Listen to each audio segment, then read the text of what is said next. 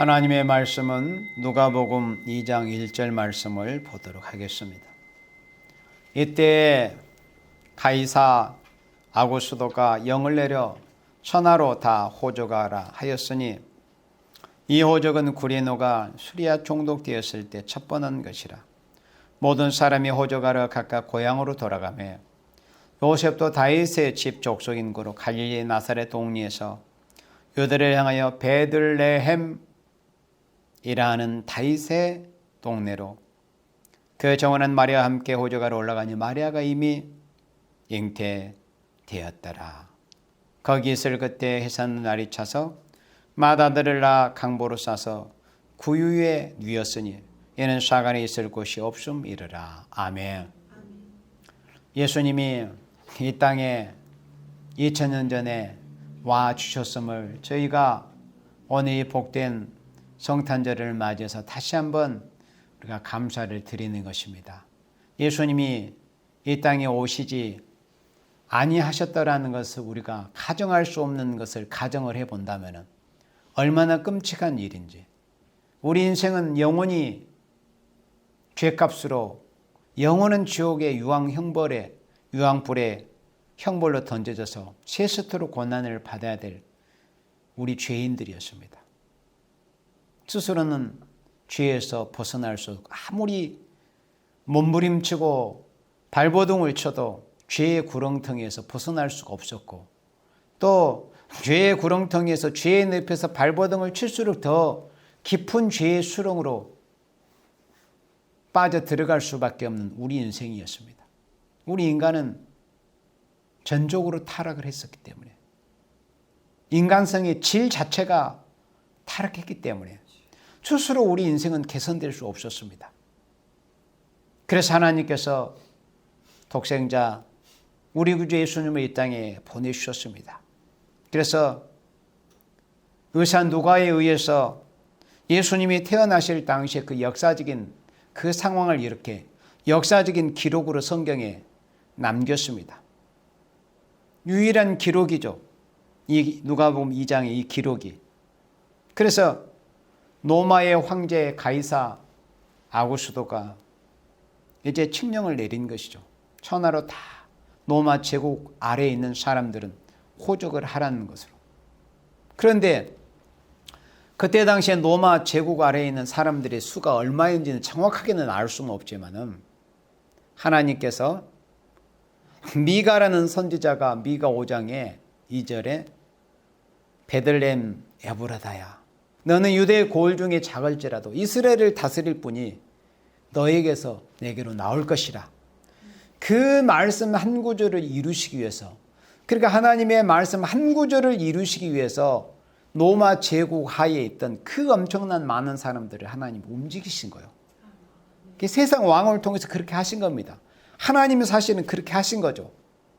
그런 일이 있어야만이 선지자를 통해서 예수님이 어디서 구세주가 어디서 태어나실 것이라는 것에 대한 그 예언이 이루어질 것이기 때문에 그래서 사람은 하나님이 하시는 일을 죽었다 깨어나도 알지 못합니다. 이루어진 일도 하나님이 알게 주심으로 많이 알 수 있는 것이에요. 하나님의 일이란 것은. 그러니 앞으로 될 일을 어떻게 인간이 정확하게 알겠습니까? 이루어진 일도 하나님이 알게 그때 그런 일이었었구나 그렇게 깨달을 수 있습니다. 앞으로 이루어질 일도 우리가 앞으로 예언의 말씀이 어떻게 진행이 될 거라고 하는 것은 우리가 세일교는 어느 정도 알고 있습니다. 그러나 세밀하게 정확하게 어떤 시점에서 그 시대는 결코 우리 인간이 절대 알 수 없는 영역으로 곧 하나님의 절대 주권 그 신의 영역으로 남겨놓으셔가지고 우리에게 인생에게 허락하시지 않았습니다.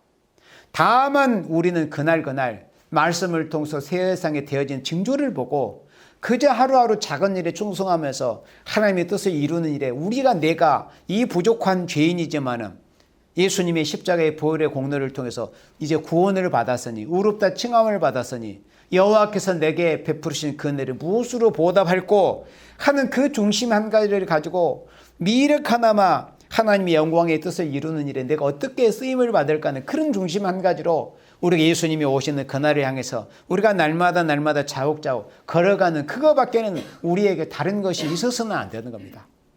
우리 인생이 내가 뭘 해봐야 되겠다. 내가 뭘 안다느니. 그런 이 발상 자체가 벌써 사탄의 감화를 받은 그런 상태입니다. 하나님께서 우리를 이끌어 주셔야 됩니다. 하나님께서 우리를 들어 사용해 주셔야 됩니다. 하나님 말씀 한 구절을 이루기 위해서 하나님이 이렇게 엄청난 사람들을 먼 원근거리, 가까운 거리든 먼 거리든 그렇게 이동하게 하셨습니다. 이 일을 하나님이 아니하시면 누가 이것을 하겠습니까? 그래서 베들레헴에서 태어나신다는 그 말씀 한 구절을 이루시기 위해서 하나님께서 이렇게 역사를 하셨습니다. 그런데 여기 누가복음 2장 4절에 요셉도 다윗의 집 족속인 거로. 요셉은 직업이 목수였습니다. 정말 비천한, 요즘 목수들은 요즘은 이제 직업이 어떤 귀천이 없는 시대이지 않습니까? 예. 현대화 대역 때문에 또 인권을 많이 부르지는 이런 시대가 되다. 그러나 2000년 전에 그 목수는 아주 비천한 직업이었습니다. 예수님도 목수 일을 하셨죠. 겸손하게. 그러니까 예수님이 이 땅에 오셔서 그 직업마저도 겸손하게 그 비천한 직업을 그 양부인 요셉의 직업 그대로 물려받아서 예수님도 목수 일을 하신 것이죠. 그래서 요셉도 다윗의 집 족속이었습니다. 그러니 하는 말로 요셉이 비록 아주 밑바닥 비천한 목수의 직업이었지만 그래도 왕족입니다. 다윗의 후손이었어요. 다윗의 집의 가문이었습니다. 요셉이 다윗의 가문 사람이에요. 그러니까 명색이 왕족입니다. 다윗의 집 족속인 거로 갈릴리 나사렛 동네에서 유대를 향하여 베들레헴이라는 다윗의 동네로 가게 된 겁니다. 그러니까 이 일은 로마 황제의 명령에서 되었지만 사실 하나님께서 이렇게 하신 거예요. 말씀을 이루기 위해서. 그런데 이 나사렛 동네에서 베들레헴까지는 대략 한 140여 킬로 이상이 됩니다. 그러니까 가까운 거리가 아니고 짧지 않은 거리요. 옛날 그 시대. 그리고 만삭이 거의 해산할 그런 달이 찬 그런 상태에서도 하나의 말씀을 이루기 위해서 마리아가 같이 동행을 한 겁니다. 뭐 어떻게 핑계할 수도 있었겠죠. 내가 그렇게 산딸이 가까우니까 나는 갈 수 없다고 얼마든지 할 수 있었지만은 하나님이 그렇게 가게 하신 거예요. 하나의 말씀을 이루셔야 하기 때문에. 그래서 베들레헴이라는 다윗의 동네로 갔습니다. 5절에 그 정원한 마리아와 함께 호적하러 올라가죠. 마리아가 이미 잉태되었더라. 그러니까 140km가 넘는 그 먼 거리를 이렇게 여행하기가 쉽지 않습니다. 거기 있을 그때 해산의 날이 찼다고 그랬습니다. 여기 누가복음 2장 6절에서는 거기 있을 그때 해산의 날을 차서 맏아들을 낳아 강보에 싸서 구유에 누웠으니 이는 사관에 있을 곳이 없음이러라. 그러니까 그 사관이라는 것은 이제 여관입니다. 여관에 있을 곳이 없음이러라. 맏아들, 예수님은 맏아들로 오신 거죠. 장자로. 맏아들을 낳아서 강보로 싸서 구유에 누웠으니, 구유는 짐승들의 먹이를 담아놓는 그런 용기가 구유 아닙니까? 외양간의 소구유, 말구유. 그래서 짐승의 먹이가 있는 곳이 바로 구유인데 예수님이 그 구유에 누이셨습니다. 얘는 여관에 사관에 있을 곳이 없음이라. 그래 방을 구할 수가 없어가지고 예수님께서 베들레헴에 태어나신다고는 그 예언의 말씀대로 예수는 베들레헴에서 태어나셨습니다. 베들레헴이라는 그 이름의 뜻이 뭡니까? 베들레헴. 그러니까 벳은 벳은 집이라는 뜻입니다. 여러분들 베델이라는 그 의미를 알잖아요. 하나님의 집, 베델, 하나님의 집. 그러니까 베들레헴이라고 하는 것은 떡집이라는 뜻입니다. 레헴은 떡이라는 의미입니다. 떡, 빵. 베들레헴. 그러니까 떡집에서 예수님이 태어나신 거예요. 지난번에도 말씀했지만은 역대상을 읽어보면 유다 지파의 족보를 읽어보니까 그 유다 지파의 사람들 중에 베들레헴이라는 이름을 가진 사람도 있었고 에보라라는 이름을 가진 사람도 있었어요. 그래서 유다 지파의 사람들의 이름이 그들이 지파의 기업을 받아서 정착하고 있는 그 땅의 이름이 되어버린 겁니다. 그런데 하나님이 그렇게 다 역사를 하신 겁니다. 예수님은 떡집에 태어나셔야 되기 때문에. 왜 그럴까요? 예수님께서 요한복음 6장에서 그렇게 말씀하셨습니다. 나는 하늘로서 내려온 생명의 떡이다. 그래서 예수님께서 베들레헴에서 태어나셨어요. 떡집에서. 그런데 그 떡은 그냥 떡이 아니에요. 우리가 먹는 그런 일용할 떡, 날마다 먹는 밥이나 빵 떡이 아니고 우리에게 영원한 생명을 주신 영원한 생명의 떡입니다. 우리에게 영원한 생명의 떡을 주시기 위해서 예수님께서 떡집이라고 하는 의미를 가진 그 베들레헴 지경에 예수님이 태어나신 겁니다. 그런데 그 베들레헴은 원래 다윗의 고향이었습니다. 유다 지파에게 제비 뽑기에 의해서 유다 지파에게 할당된 그런 유다 지파의 기업이었습니다. 그런데 곧 다윗의 가문이 정착해서 살고 있었던 바로 그런 고일이 베들레헴입니다. 그러니까 요셉도 다윗의 집 족속이기 때문에 그 조상의 뿌리가 있는 바로 그곳에 호적을 하러 이제 가게 된 겁니다. 그런데 알고 보니까 선지자의 예언의 말씀이 이루기 위해서 바로 그런 일이 있게 되었더라고 하는 것입니다. 그리고 구유에 누우셨다고 그랬습니다. 말 구유에. 그래 짐승의 먹이가 되신 거죠. 짐승의 먹이. 짐승의 먹이가 되셨다. 이게 무슨 의미일까요? 우리는 정말 예수님을 만나기 전에는 이승 없는 짐승과 같은 사람임을 부인할 수 없습니다. 그 사람은 예수님을 만나서 중생 받기 전에는 정말 이 인간다운 그 인격을 이루기 어렵습니다. 아무리 산에 가서 돌을 닦든지 어떤 학습을 하든지 훈련을 받든지 고된 훈련을 통해서든지 인간의 인격이라는 것은 온전히 질 수가 없습니다. 선악과를 따먹어서 근본적으로 인간의 질 자체가 전적으로 타락한 인생이 온전한 인격을 이룬다는 것은 불가능한 일입니다. 그래서 이성 없는 짐승과 같은 그런 상태에 있었습니다. 그러니까는 짐승이죠. 성경에서도 특별히 종말의 요한계시록에 하나님을 대적하는 세력들을 다 짐승으로 표현을 했습니다. 그래서 우리는 이성 없는 짐승과 같은 그런 존재들이었습니다. 짐승과 같은 이성 없는 짐승 같은 우리들을 위해서 예수님께서 우리에게 사람다운 사람이 되어서 하나님의 자녀로서의 형상을 회복해서 영원히 살 수 있도록 해줄 수 있는 그런 영원한 생명의 떡을 우리에게 주시기 위해서 예수님께서는 떡집이라 이름한 베들레헴에서 예수님이 태어나셔가지고 짐승과도 방불한 우리들을 위해서 예수님께서 구유에 누우셨다는 거예요. 그래서 요한복음 6장, 여러분들 요한복음 6장 35절 말씀을 같이 보시기 바랍니다. 요한복음 6장 35절에 예수님께서 이 말씀을 하게 되신 배경은 유대인들이 예수님을 여기저기 따라다녔습니다. 그것은 예수님께서 병도 고쳐주셨죠. 그리고 배고프면 먹을 것도 예수님이 주셨습니다.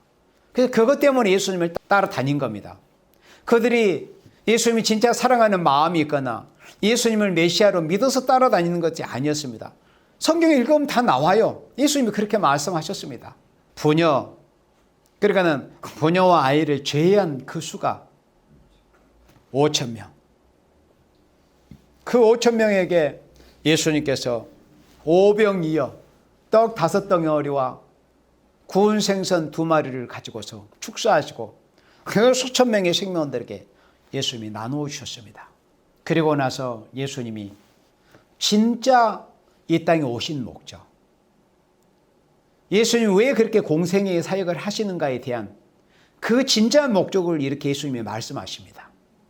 이 땅에 오신 진짜 목적, 그리고 너희들에게 이렇게 구운 생선과 이 빵을 나눠주는 진짜 목적을 예수님이 말씀하시면서 예수님의 그러니까 그 본색을 본색을 드러내시는 거예요. 예수님께서 이 땅에 오신 그 본연의 목적, 당신이 누구시라는 것을, 왜 이 땅에 오셨다는 것을. 그러면서 예수께서 가라사대 내가 곧 생명의 떡이니. 그러니까 이 유대인들은 육적인 떡은 수천 명의 예수님에 의해서 받아 먹었어요. 그런데 예수님께서 뜬금없이 이런 말씀을 하신 겁니다. 내가 곧 생명의 떡이다. 요한복음 4장에서는 예수님께서 사마리아 여인에게 대해서 영원한 생명의 물에 대해서 예수님이 말씀하셨습니다.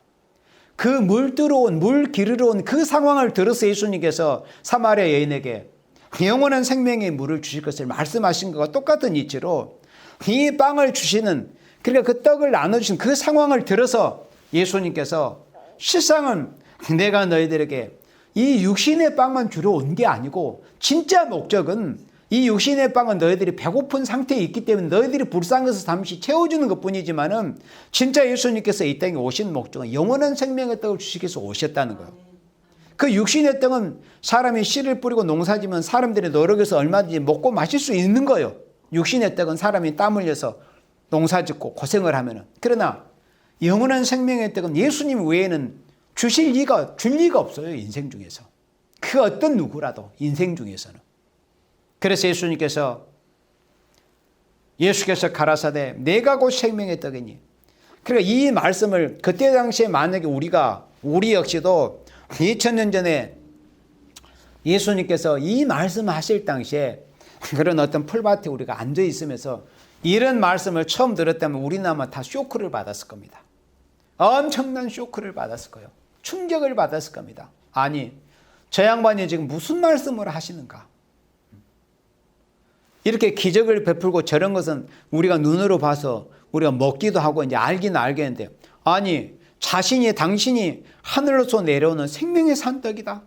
그 자신이 생명의 떡이라는 이런 말씀하시니까 이해하기가 어려운 거예요. 일단 사람이 어떤 믿음을 가지려면 이해가 돼야 되잖아요. 어떤 말에 대해서.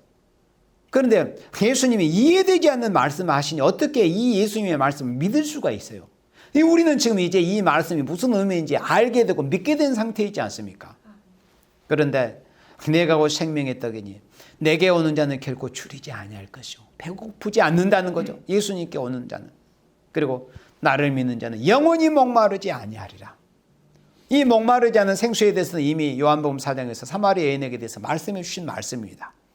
그래서 예수님께 오는 자는 영원히 배고프지도 않고 영원히 목마르지도 않을 것을 이렇게 말씀한 거예요. 이 땅에 오신 그 의미를 예수님이 말씀하신 것입니다. 예수님이 이 땅에 오셔서 우리를 위해서 살찌셔서 영원한 생명의 떡을 우리에게 주셨습니다. 피 흘려서 영원한 생명의 물을 우리에게 주셨습니다. 그래서 예수 믿는 자는 영원한 생명의 떡을 먹고 영원한 생명의 물을 마시게 된다는 의미입니다. 그리고 48절에 또 말씀하십니다. 내가 곧 생명의 떡이로라. 반복하시잖아요. 그러니까 유대인들은 듣는 귀가 둔하게서 이 말씀이 무슨 말씀인지 알아듣기 어려웠어요. 그리고 51절에 다시 말씀합니다. 나는 하늘로서 내려온 산떡이니.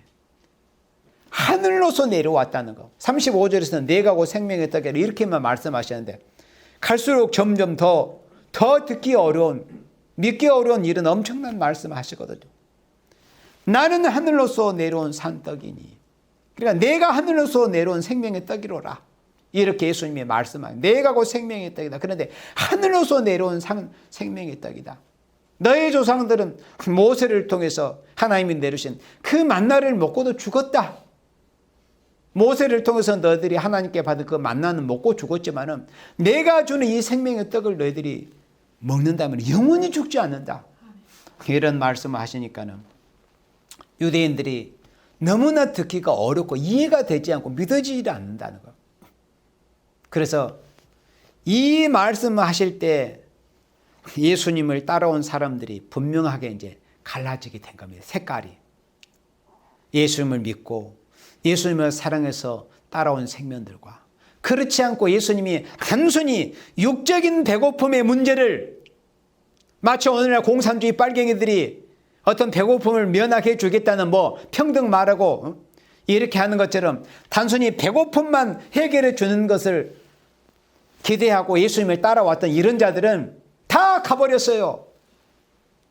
예수님이 이 말씀하실 때, 이 땅에 오신 목적, 본연의 목적을 예수님이 진리를 말씀하실 때, 육신의 떡, 육신의 빵, 육신의 배고픔을 해결해 주실 때는 그들이 떠나질 않았습니다. 그러나 예수님께서 진리를 말씀하시니까 이들이 떠나가 버렸어요. 그때 예수님이 제자들에게 나중에 훗날 사도가 될 생명들이 뭐라고 말씀하십니까? 너희도 가려느냐? 너희도 저 육신의 떡만 바라고 육신의 배고픔만 바라고 찾아왔던 저들처럼 예수님께서 내가 하늘로서 내려온 산 생명의 떡이라고 이렇게 진리를 말씀하시니까 그들이 간 것처럼 너희들도 가려느냐? 그렇게 예수님이 말씀하셨잖아요. 그때 뭐라고 베드로가 대답했습니까? 네. 주님께는 영생의 말씀이 계시오니 우리가 어디로 가겠습니까? 그 영생의 말씀이 뭐예요? 생명의 떡입니다. 예수님 자체가 말씀이시잖아요. 태초에 말씀이 계시라. 예수님 자체가 말씀이시고 예수님 자체가 생명이십니다. 그 안에 생명이 있었다고 그랬어요. 그래서 예수님 자체가 생명의 말씀입니다. 그래서 예수님이 하시는 말씀 우리가 믿으면 영생을 얻게 되는 것입니다. 내가 하늘로서 내려온 산 생명의 떡이니 사람이 이 떡을 먹으면 영생하리라. 나의 줄 떡은 곧 세상의 생명을 위한 내 살이로다. 그러니까 당신의 살을 찢어가지고 영원한 생명을 죄인된 우리 짐승 같은 인생들에게 공급해 주시겠다는 것을 51절에 이렇게 말씀하신 것입니다. 나의 줄 떡은 세상의 생명을 위한 내 살이다. 내 살. 당신께서 십자가에 못 박혀 살이 찢겨 가지고 그 살을 떼어서 살을 찢어서 우리에게 영원한 생명의 떡으로 주시겠다는 것을 말씀하실 때 그때 당시에 유대인들이 너무나 듣기 어려운 말씀하신 거예요. 그래서 다 도망가 버렸습니다. 그러나 진리에 속한 생명들은 예수님께 영생의 말씀이 계신 것을 알기 때문에 그들은 떠나지를 않겠다고 그렇게 고백을 했습니다. 주의 영생의 말씀이 계시오매 우리가 어디로 가겠습니까? 물을 떠난 물고기가 어디 가서 살겠습니까? 오리를 띄지 못해요. 어주구리 오리를 가지 못하고 죽습니다. 물을 떠난 물고기는 우리가 예수님을 떠나면은 살 데가 없습니다. 잠시는 탕자처럼 자기 멋대로 돈도 마음대로 흥청망청 쓸 수도 있고 자기 멋대로 죄도 범할 수 있고 그러니까 우선은 아버지의 품 예수님을 품을 떠난 상태가 우선은 자유롭게 여겨지죠. 그러나 나중에 봐요. 돼지가 먹는 쥐업 열매도 돼지 사료도 제대로 먹지 못하는 그런 비참한 상태까지 이르게 되는 것이 예수님의 품을 떠난 예수님이 주시는 영원한 생명의 떡을 먹기 싫어하는 그 떡은 결코 맛있는 떡이 아니에요. 고난의 떡이거든요. 고난의 떡이에요. 그 떡은 이 땅에서 예수님이 주시는 그 떡을 우리가 먹고 마시는 데 있어서는 그러니까 탕자처럼 그게 싫은 거예요. 육신의 이 정욕의 본성대로 하지 못하니까 죄의 질을 발산하고 싶어가지고 그러다 결국은 탕자가 되어서 택하신 생명이면 결국은 하나님께서 아버지께서 돌아오시라 하루를 천년같이 천년의 하루같이 기다리신 그 아버지의 사랑의 은혜에 힘입어서 결국 긍휼을 입어서 결국 택하심을 입었으면 결국 돌아오게 되는 겁니다. 그러나 돌아오기는 하지만은 그 수많은 세월들을 허비한 것을 생각할 때 그리고 그 많은 물질이 허비한 것을 생각할 때 귀하게 값지게 가치 있게 쓰여져야 될 그런 시간과 물질들이 그 힘과 건강이 다 허비되고 만 것입니다. 그래서 예수님께서 하늘로서 내려온 산떡이라 우리에게 하늘로서 내려온 산 생명의 떡이 되어주시기 위해서 베들레헴 떡집에 태어나셔가지고 그것도 말 구유에 이성 없는 짐승과 같은 우리에게 영원한 생명의 떡을 공급해 주시기 위해서 이 땅에 오셨다 하는 말씀입니다. 그래서 우리가 잘 아는 성경 구절 정말 예수 믿지 않는 사람들 잘 아는 구절이잖아요. 요한복음 3장 16절에 하나님이 세상을 이처럼 사랑하사 독생자를 주셨으니 그러면 하나님이 어떻게 사랑하셨단 말인가? 이처럼 사랑하셨으니까. 그러니까 누가 물을까요? 아니 하나님이 우리를 이처럼 사랑하셨다고 하시는데 도대체 어떻게 사랑하셨습니까? 한번 증거를 보여보세요. 말씀만 하시지 마시고 하나님 뭐라고 하십니까? 독생자를 주셨다고. 하나님 말씀으로만 하신 게 아니라, 그러니까 입만 앞서는 어떤 인생들처럼, 말만 앞세우는 인생들처럼 말씀만 하시지 않고 실제로 하나님이 실천적인 본을 보이셔서 실천을 하셨습니다. 어떻게 사랑하셨어요? 하나밖에 없으신 당신의 품에 계신 독자, 독생자를 이 땅에 사람의 몸을 입혀서 보내주신 겁니다. 이렇게 사랑하신 거예요. 그리고 보내주셨다는 것으로만 우리가 사랑을 다 이해하기 어려워요. 보낼 수는 있으니까.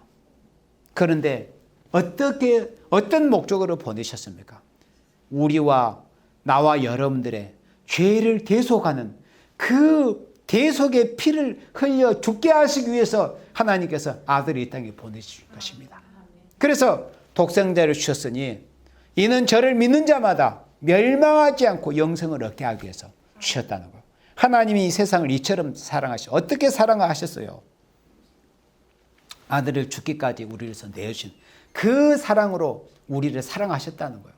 자, 우리 이사야 40장 말씀, 오늘 아침에도 본 말씀이지만은 우리 이사야 40장에 보면은 하나님께서 이사야를 통해서 하나님의 사랑이 어떻게 나타날 것을 예언케 하셨습니다. 자, 요한복음 3장 16절에서는 하나님의 세상을 이처럼 사랑하셨다고 그랬잖아요. 이처럼 사랑하셔 독생자를 주셨는데 어떻게 사랑하셨는가? 자, 하나님이 이사야 선지자를 통해서 시대적인 역사를 말씀하실 때 예수님이 오실 것에 대한 것을 역사적으로 순서적으로 순차적으로 말씀하실 때 이사야 40장 1절에 이렇게 말씀하셨습니다. 너희 하나님이 가라사대 너희는 위로하라. 내 백성을 위로하라.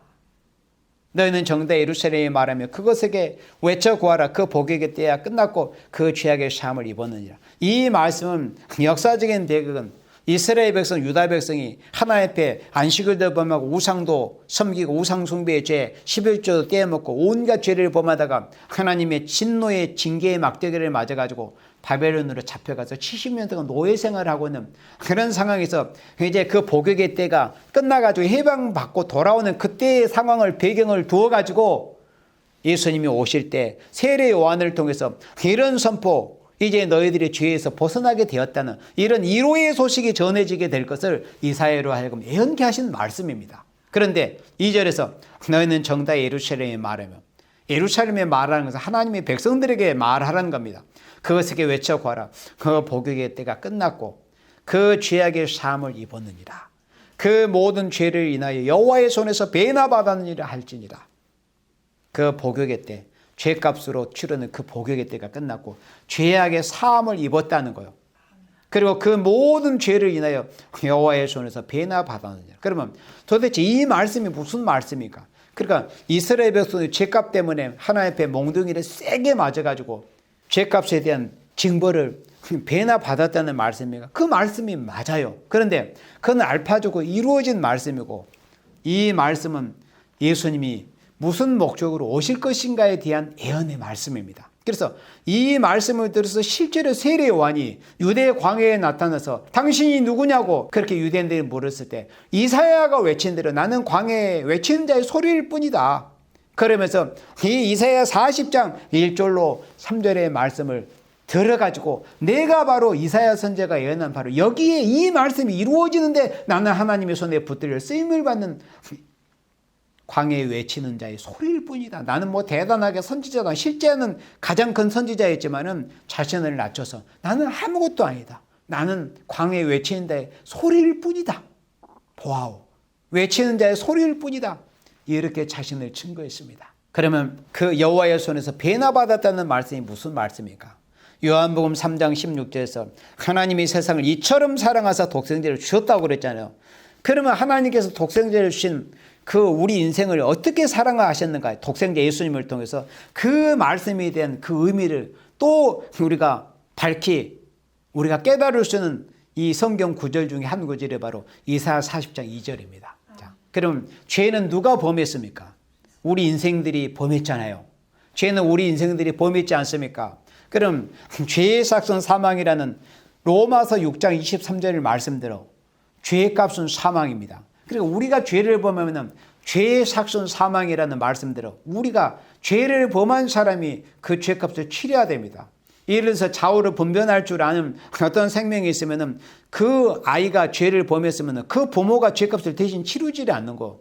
그러나 아무것도 모를 때는 부모가 책임도 지고 해야 되지만 이제 사람이 어느 정도 좌우를 분별할 줄 알고 뭔가 선악을 좀 어느 정도 구분할 줄 아는 정도가 되면 자기 죄는 자기가 감당을 해야 되는 거예요. 자기 죄는. 그래서 우리 인생이 죄를 범하면은 그 죄값을 죄를 범한 인생이 자신이 치르는 겁니다. 이제는 더 이상 연좌제니 뭐니 그래도 그따위 말이 소용이 되지를 않는 거예요. 예수님 오실 때까지 유대인들은 거기에 매여가지고 율법을 잘못 해석하고 있었습니다. 그때 이미 예수님이 오시기 전에 이미 에스겔 선지자를 통해서도 그 연좌제가 잘못된 해석인 것을 가르쳐 주셨습니다.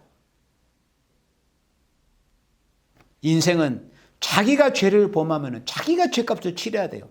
그러면 내가 어떤 죄를 범했다. 그러면 우리가 하나님 앞에 매를 맞아야 돼요. 결론적으로 요한계시록 18장에서 보면은 그 죄악에 하늘에 사무치는 그 죄인들에 대해서 그 죄값을 얼마 정도 받는다고 말씀해 경고했어요. 그 죄를 배나 받게 된다는 것을 요한계시록 18장에서 말씀했잖아요. 그러니까 어떤 인간이 죄를 범하면 결국 하나님 앞에 그 범한 죄에 충분한 그 이상으로 이제 그 형벌을 이제 치르게 되는 겁니다. 그 죄값을 치르게 되는 거예요. 그리고 영원히 유황 불못에 던져져가지고 그 죄값을 치러야 되는 거예요. 그래서 우리가 죄를 범하면은 우리가 그 죄값을 배나 치러야 됩니다. 어떤 죄를 범하면은. 그런데 죄는 내가 범하고 죄는 우리 인생들이 범했는데 실상은 그 죄값을 누가 치러주신 거예요? 예수님이 대신 치러주신 거예요. 누가 그런데 그 죄값을 치르도록 예수님이 내어주셨습니까? 여호와 하나님 아버지께서 내어주셨다는 거. 바로 그것을 예언한 말씀이 이사야 40장 20절의 말씀이요. 여호와의 손에서 배나 받았느니라. 그러니까 이 죄값은 사실은 우리가 지불을 했어야 돼요. 왜? 죄는 내가 범했으니까. 내가 죄를 범했기 때문에 하나님 앞에 하나님 저 죄를 용서해 주세요. 제가 죄값을 배나 이렇게 치르겠습니다. 제가 이렇게 10원어치의 죄를 범했습니다. 그런데 제가 하나님 앞에 용서를 받고 긍휼을 입혀서 제가 20원어치 어떤 죄값을 치르겠습니다. 이렇게 해야 맞는 거예요. 배나 죄를 지은 것에 대해서. 그런데 아버지 하나님께서 독생자를 우리를 위해서 대신 내어주시면서 내가 치러야 될 죄값을 하나님 아버지께서 대신 배나 치러주셨다는 말씀입니다. 그 말씀이 하나님이 세상을 이처럼 사랑하사 독생을 주셨다. 이처럼 어떻게? 우리는 이런 정도의 죄를 범했는데 하나님은 내 죄 때문에 내 죄의 값을 대신해서 아들을 죽게 만들어 버렸어요. 그러니까 여기서는 숫자적으로 1, 2 어떤 2배라는 이런 의미가 아닙니다. 어떻게 숫자적으로는 계산할 수 없는 그런 죄값을 치러주신 겁니다. 예수님이 죽으셨으니까. 독생자 아들을 우리 위해서 내어주셨으니까. 그래서 우리가 치러야 될 그 죄의 값을 대신 치러주신 겁니다. 아버지께서 배나. 그런데 그 독생자를 주신 그 사랑을 받아들이지 않고 거부하면은 그 죄값을 그대로 자신이 고스란히 배나 받는다는 말씀이 요한계시록 18장의 말씀이에요. 내 백성아 그 죄에 참여하지 말고 거기서 나오라고 그랬잖아요. 그들의 받을 재앙들을 받지 말고 경고하셨음에도 그 사랑을 거부한 겁니다. 말씀을 순종치 않는 것은. 그래서 이제는 그 죄값은 누구도 치료해 줄 수 없고 자신이 치러야 되는 거예요. 그러니까 자신이 그 지은 그 죄에 대해서 배나 이제 그 죄값을 치러야 됩니다. 그런데 우리가 비록 죄를 범했지만 하나님이 우리에게 사랑을 베풀어 주셨잖아요. 독생을 해주셔서 죽게. 그러면 그 사랑을 믿고 하나님이 나 같은 죄인을 대신해서 독생자 아들까지 대신 십자가에 죽게 하셨군요. 하나님 감사합니다. 그 사랑을 믿으면은 이 말씀이 우리에게 은혜로 임해가지고 내가 죄를 범했지만 하나님께서 내 죄값을 대신 아드님을 통해서 치러주셨다는 거예요. 그래서 이 말씀이 우리에게 은혜로 임하게 된 것입니다. 하나님은 예수님이 이 세상에 보내실 때 우리가 지은 죄값을 배나 치러주시기 위해서 이 땅에 예수님을 사람의 몸을 입혀서 이 땅에 보내주신 겁니다. 바로 그것을, 그 의미를 기념하고 그 은혜를 기억하고 감사하는 날이 바로 이 성탄절 아닙니까? 성탄의 의미라는 게 뭡니까? 우리가 마냥, 물론 기쁜 날이죠. 성탄에 예수님이 이 땅에 오신 것이 우리가 얼마나 기쁜 날이에요. 우리가 죄와 사망에서 해방된 날이니까. 그런데 그보다 좀 더 근본적으로 생각을 해보면은, 예수님이 이 땅에 성탄하신 것은 사실은 앞으로도 이제 두 번째 재림하시기 하지만은 초림 주임으로 오셨던 그 의미는 우리가 기쁜 날이지만 왜 기쁜 날이 될 것인가? 죄의 문제를 해결해 주시러 오셨기 때문에 기쁜 날이 된 거예요.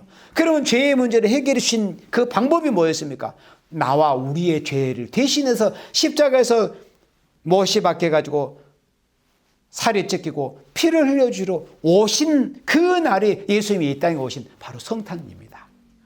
그래서 성탄절은 우리가 한편으로는 기쁜 날이기도 하지만은 예수님이 나와 우리로 해서 죄를 대신해서 죽어주시러 오신 날, 피 흘려주시러 오신 날이 바로 우리가 성탄 의미를 생각하는 그런 날이라고 하는 것입니다. 그 은혜를 힘입어서 우리가 여호와의 손에서 우리가 이제 죄값을 대신 치르시는 그 하나님의 사랑을 받게 된 것이다. 그런 의미를 기억하는 날이 바로 이 뜻깊은 성탄절이라고 하는 것입니다. 오늘 이 복된 이 성탄절에 우리가 성탄 의미를 좀 더 깊이 좀 성숙하게 생각을 해서 예수님이 이 땅에 왜 오셨는가? 하나님이 우리에게 어떤 모습으로 당신의 사랑을 우리에게 확증을 해 주셨는가?